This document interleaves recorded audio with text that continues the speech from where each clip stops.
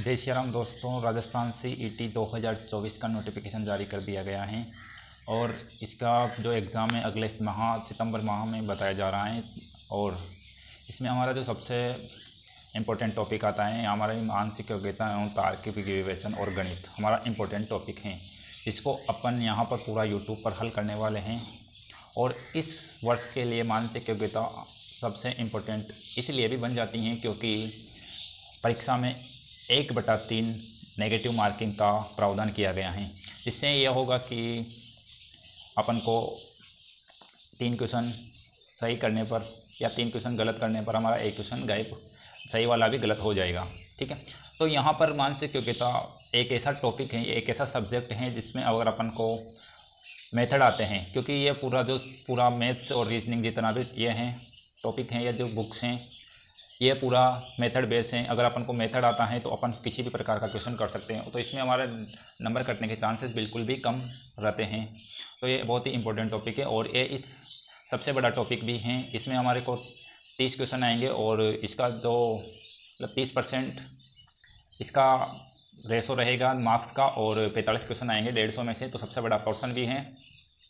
तो अपन यहाँ पर यूट्यूब पर इसी तरह पूरा हल करने वाले हैं इस टॉपिक से। जितने भी इस पार्ट में मानसिक योग्यता गणित में जितने भी टॉपिक है उसको अपन यहाँ यूट्यूब पे पूरा हल करने वाले हैं। तो आप लोग वीडियो को ज़्यादा से ज़्यादा शेयर करें, ज़्यादा से ज़्यादा लोगों तक पहुँचे ताकि वो भी CET में अच्छा प्रदर्शन कर सके। यहाँ पर अपन देखते हैं ग्रेजुएशन लेवल का जो सिलेबस है मानसिक योग्यता और गणित का, तो अपन यहाँ पर देखते हैं कि ये क्या सिलेबस हैं। तो पहले अपन देखो तार्किक विवेचन और मानसिक योग्यता। पहला टॉपिक है, ये मैथ्स के टॉपिक है। इधर त्रिभुज का क्षेत्रफल, वृत्त, दीर्घवृत्त, समलंब, आयत, गोला और बेलन, प्रतिशत, औसत, अनुपात, घन व शंकु का आयतन, सरल एवं चक्रवृद्धि ब्याज, एकात्मक विधि, लाभ और हानि, औसत, अनुपात एवं समानुपात। ये मैथ्स हो गया।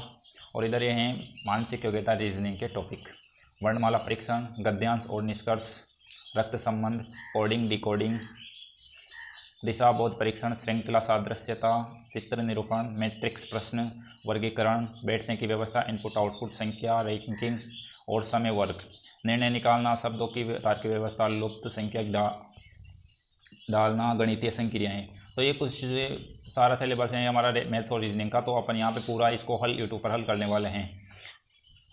ठीक है, तो अब आज अपन मैथ्स हल करेंगे। तो मैथ्स का जो इम्पोर्टेंट टॉपिक है, जो बेसिक पार्ट है वो हैं, देखो मैथ्स का जो बेसिक पार्ट है वो संख्या पद्धति। तो संख्या पद्धति आज हमारा टॉपिक रहेगा। तो अपन विभिन्न संख्याओं के बारे में जो जानकारी हैं उनके बारे में जानकारी प्राप्त करेंगे कि संख्याएँ क्या होती हैं। जो हमारे आगे के जो टॉपिक हैं मैथ्स के रीजनिंग के, उनमें ये सारे काम आने वाली हैं। तो आज अपन बेसिक अध्ययन कर लेते हैं कि संख्याएँ क्या होती हैं, कैसी होती हैं। ठीक है, तो देखो यहाँ पे संख्या पद्धति में सबसे पहले हमारा पहला टॉपिक आता है कि अंक का शुद्ध मान या जातीय मान।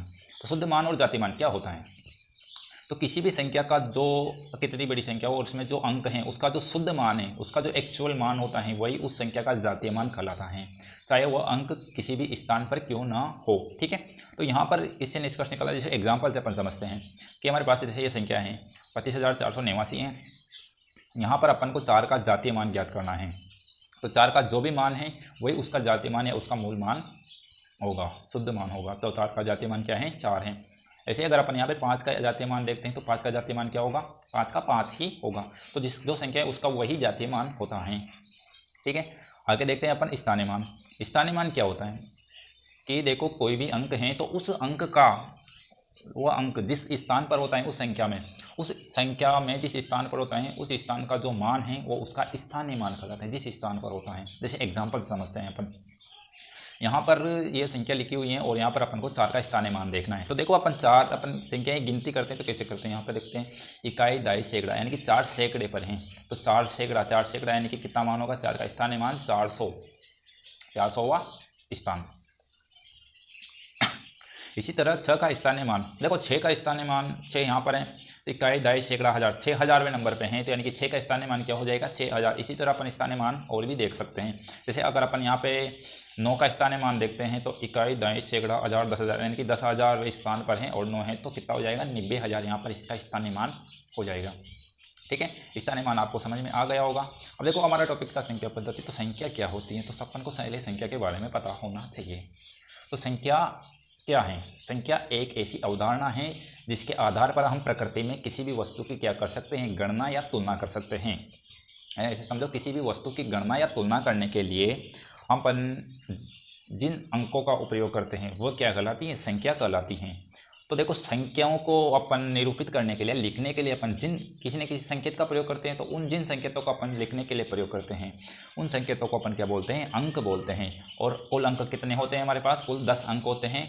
देखो 10 अंक क्या क्या हैं? 0 हैं, 1 हैं, 2, 3, 4, 5, 6, 7, 8, 9। तो टोटल कितने अंक हो गए? 10 अंक हो गए। और इन्हीं अंकों की सहायता से सभी संख्याएं बनी होती हैं, चाहे वो कितनी छोटी हो कितनी बड़ी हो। यानी कि इन्हीं अंकों की सहायता से दुनिया की जितनी भी संख्याएं हैं वो इन्हीं अंकों से मिलकर बनी होती हैं। ठीक है। अब संख्या को लिखने के लिए हमारे पास कुछ मुख्य पद्धतियाँ हैं। तो पहली है भारतीय पद्धति, जिसको आप जानते ही होंगे, जिसे अपन पढ़ते हैं ना, इकाई, दशक, सैकड़ा, हजार, 10,000, लाख, 10 लाख, करोड़, 10 करोड़। ये हमारी भारतीय पद्धति हो गई। और इसके बाद देखो अंतर्राष्ट्रीय पद्धति। अंतर्राष्ट्रीय पद्धति में क्या होता है कि जैसे इकाई, दशक, सैकड़ा, हजार, 10,000, फिर 100,000, फिर मिलियन, 10 मिलियन, 100 मिलियन, ट्रिलियन, ये अंतर्राष्ट्रीय पद्धति हो गई। तो अंतर्राष्ट्रीय पद्धति ये हो गई रोमन पद्धति, जिसमें अपन संख्याओं को आई, यक्स, वी, इन संख्याओं से दर्शाते हैं। ये कौन सी पद्धति के अंतर्गत आती हैं? अपन रोमन पद्धति के अंतर्गत आ जाती हैं। ठीक है। तो यहाँ पर अपन ने संख्या पढ़ी कि संख्या क्या होती है, कि ऐसी अवधारणा है जिससे अपन प्रकृति में किसी भी वस्तु की गणना कर सकते हैं। और संख्याओं को निरूपित करने के लिए जिन संकेतों का अपन प्रयोग करते हैं उनको अपन अंक कहते हैं। अंकों की कुल संख्या 10 होती हैं और इन अंकों की सहायता से अपन अनंत यानी कि कितने भी बड़ी संख्या, छोटी संख्या बना सकते हैं। और संख्या लेखन की मुख्य पद्धतियाँ क्या कौन सी हैं? भारतीय पद्धति हैं, अंतर्राष्ट्रीय पद्धति हैं और रोमन पद्धति हैं। आगे हम विभिन्न संख्याओं के बारे में देखते हैं। तो सबसे पहले हमारी संख्या है प्राकृत संख्या। तो देखो, प्राकृत संख्या क्या है, क्या होती हैं, कैसी होती हैं, किसे कहते हैं प्राकृत संख्या? तो वो अपन देखते हैं क्या होती हैं। देखते हैं अपन कि जिन संख्याओं का उपयोग प्रकृति में विद्यमान वस्तुओं की गिनती करने के लिए किया जाता है उन्हें प्राकृत संख्या कहते हैं। इन्हें यन से व्यक्त करते हैं। प्राकृत संख्या कि इसे कहते हैं, सिंपल वे में अपन समझते हैं कि प्रकृति में जितनी भी वस्तुएं हैं उनको अपन गिनती करने के लिए, उनको गिनने के लिए अपन जिन संख्याओं का उपयोग करते हैं उसको अपन बोलते हैं प्राकृत संख्या। इसका इंग्लिश में बोलते हैं नेचुरल नंबर, और इन्हें अपन अंग्रेजी के बड़े अक्षर एन से व्यक्त करते हैं। देखो, इसका एग्जाम्पल होगा जैसे एन बराबर क्या होगा? 1, 2, 3, 4, 5। यानी कि प्राकृत संख्या 1 से शुरू होकर कहाँ तक चलती हैं? अनंत तक चलती जाती हैं। तो प्राकृत संख्या हमारी ये हो गई। अगली संख्या है पूर्ण संख्या। यानी कि देखो क्या होती है पूर्ण संख्या? प्राकृत संख्याओं में शून्य को शामिल करने पर, यानी कि अगर अपन प्राकृत संख्याएं हैं उनमें अगर 0 को शामिल कर ले तो जो संख्याओं का समुच्चय समूह प्राप्त होगा उन संख्याओं को पूर्ण संख्या कहते हैं। यानी कि पूर्ण संख्या को अपन यहाँ पर W से दर्शाते हैं और W बराबर क्या हो जाएगा? 0, 1, 2, 3, 4, 5। तो प्राकृत संख्या 1 से शुरू होती है और पूर्ण संख्या कहाँ से शुरू हो जाएगी? हमारी 0 से, क्योंकि अपन ने प्राकृत संख्याओं में किसको शामिल कर लिया? 0 को शामिल कर लिया। वो हमारी पूर्ण संख्या हो जाएगी। इसके बाद अगली संख्या आती है हमारी पूर्णांक संख्याएं। देखो, पूर्णांक संख्या क्या होती है? देखो, पूर्णांक हैं कि जब अपन पूर्ण संख्याओं को धनात्मक और ऋणात्मक चिन्हों द्वारा दर्शाया जाता है, यानी कि इन संख्याओं को अपन प्लस और माइनस के माध्यम से दर्शाते हैं, तो इनसे बना समुच्चय पूर्णांक संख्याएं कहलाती हैं। इन्हें अपन Z और I से दर्शाते हैं। सिंपल से वैसे अपन अब ऐसे समझेंगे कि अगर अपन ये पूर्ण संख्याएं हैं, इसके अगर अपन माइनस यानी कि ऋणात्मक चिन्ह लगा दें तो वह संख्या ऋणात्मक संख्या कहलाती है। संख्याओं के आगे ऋणात्मक चिन्ह लगाने पर ऋणात्मक संख्या कहलाती है। और ऋणात्मक और धनात्मक जो पूर्ण संख्याएं उन दोनों का जो समुच्चय होता है उसको अपन क्या बोलेंगे? पूर्ण संख्याएं कहेंगे। तो सीधी सी बात ऐसी होगी कि वे संख्याएं जिसमें प्लस वाली संख्याएं भी हो, माइनस वाली संख्याएं भी हो, तो उन संख्याओं को अपन बोलते हैं पूर्ण संख्या बोलेंगे। तो ये हो गया हमारा पूर्ण संख्याओं का समुच्चय, जिसमें देखो 0 इधर प्लस वाली धनात्मक संख्याएं और 0 से इधर ऋणात्मक संख्याएं। तो 0 के दाएं तरफ तो धनात्मक संख्या होगी, 0 के बाईं तरफ ऋणात्मक संख्या होगी। और देखो 0 है तो 0 न तो धनात्मक है और न ही ऋणात्मक हैं। ठीक है। नेक्स्ट अपन देखते हैं भाज्य संख्याएं, यौगिक संख्याएं या संयुक्त संख्याएं। वे प्राकृत संख्याएं जो एक व स्वयं के अलावा किसी अन्य संख्या से विभाजित हो सके भाज्य संख्या कहलाती हैं। अब सीधी सी बात ऐसे है कि वे प्राकृत संख्याएं जो एक और स्वयं के अलावा अन्य किसी संख्या से भी विभाजित हो उसे अपन बोलेंगे भाज्य संख्या। जैसे इसको ऐसे समझो एग्जाम्पल से, कि इसको ऐसे अपन एग्जाम्पल से समझते हैं। यहाँ पे देखते हैं, जैसे मैं कोई सी भी संख्या ले लेता हूँ, यहाँ पे मैंने ले ली 14। अब देखो 14 है तो 14 किस किस संख्या से विभाजित होती है, तो अपन को यहाँ पे देखना है कि 14 के गुणनखंड करने हैं अपन को। तो 14 किस किस संख्या से विभाजित होती है, तो पहली संख्या अगर अपन यहाँ पे देखें तो 14 में 1 से विभाजित होती है, दूसरी संख्या 2 से विभाजित होती है, तीसरी 7 से विभाजित होती है, और अगली संख्या डायरेक्ट 14 से विभाजित होती है। तो यहाँ पर आप देखते हैं कि 1 और स्वयं, इसको तो छोड़ दो क्योंकि 1 और स्वयं का तो भाग जाएगा ऐसे ही, देखो भाग यानी कि 1 और स्वयं से तो विभाजित होगी सही, इसके अलावा अन्य संख्या से भी विभाजित हो रही हैं, तो ये हमारी कौन सी संख्या कहलाएगी, भाज्य संख्या। कौन सी संख्या कहलाएगी, भाज्य संख्या कहलाएगी। जैसे अपन एक और संख्या ले लेते हैं, यहाँ पर एग्जाम्पल के तौर पर मैं ले लेता हूँ 17। अब देखो 17 है, अब 17 की अपन गुणनखंड करो, 17 में किस किस संख्या का भाग जाता है वो अपन चेक करते हैं। तो 17 में एक तो देखो 1 का भाग जाता है,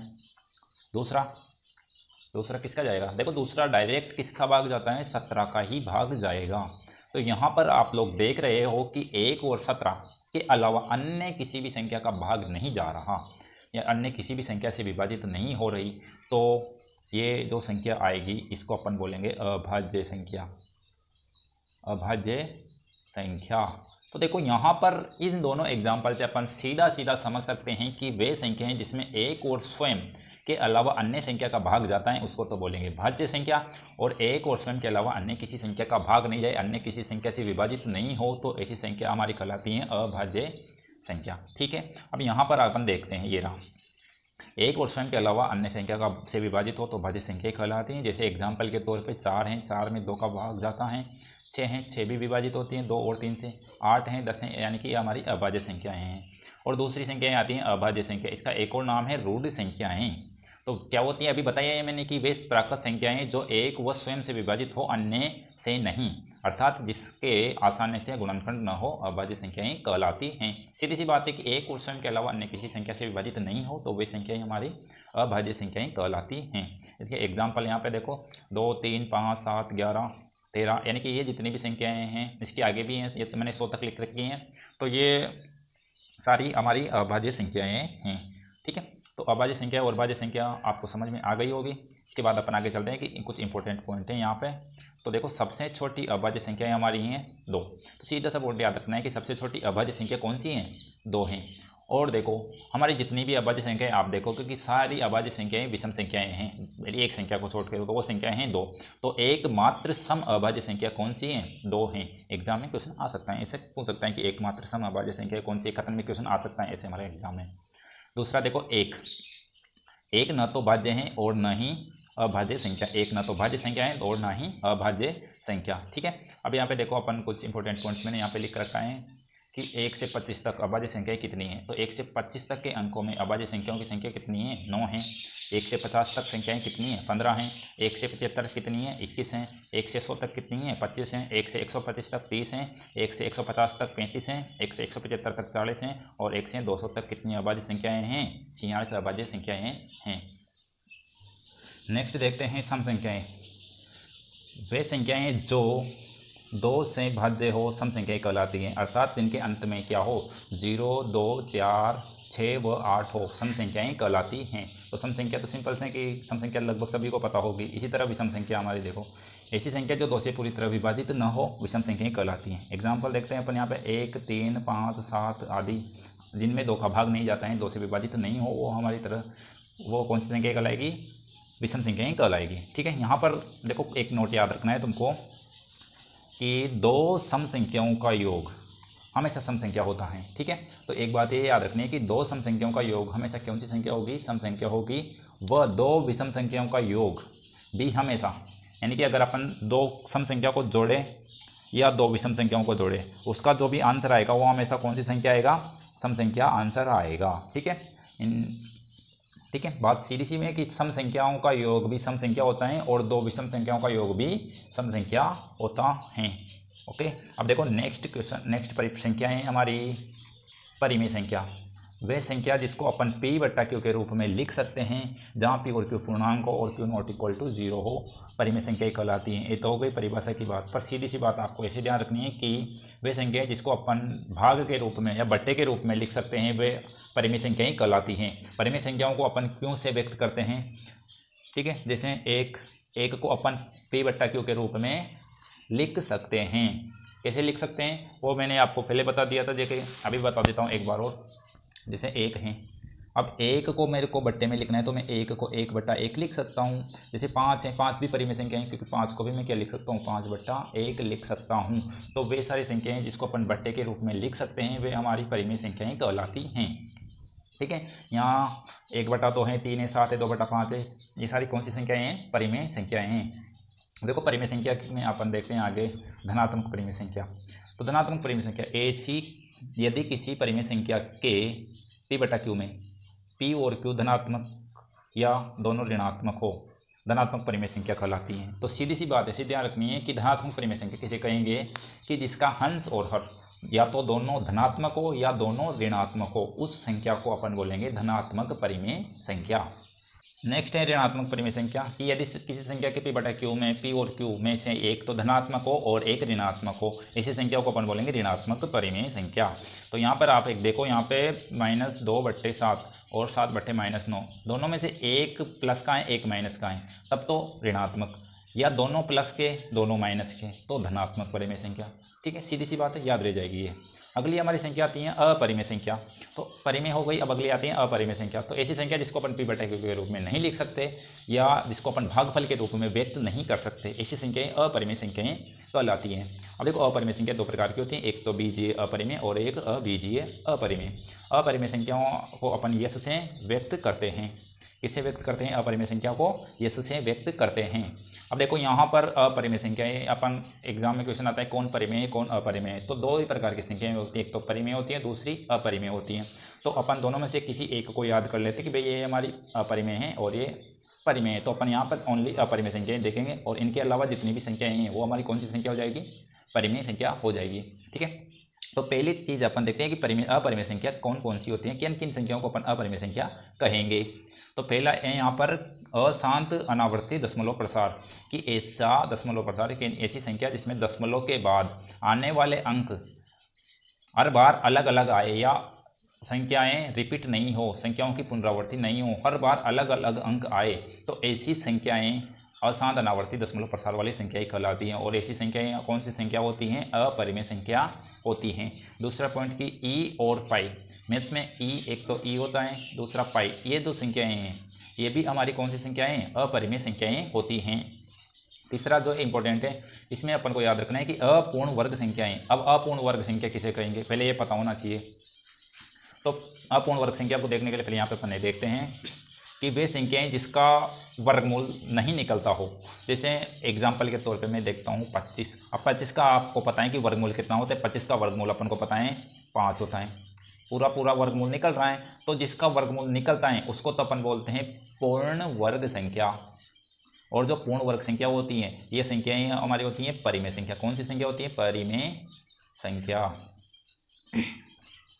और अपना यहाँ क्या लिखा हुआ है, अपूर्ण वर्ग संख्या, यानी कि वे संख्याएं जिसका वर्गमूल नहीं निकल रहा है पूरा वो हमारी अपूर्ण वर्ग संख्याएं होती हैं। जैसे एग्जांपल के लिए अपन लेते हैं √26। अब √26 का वर्गमूल नहीं निकलता है तो ये कौन सी संख्या हो जाएगी, अपरिमेय संख्या हो जाएगी। कौन सी संख्या हो जाएगी, अपरिमेय संख्या।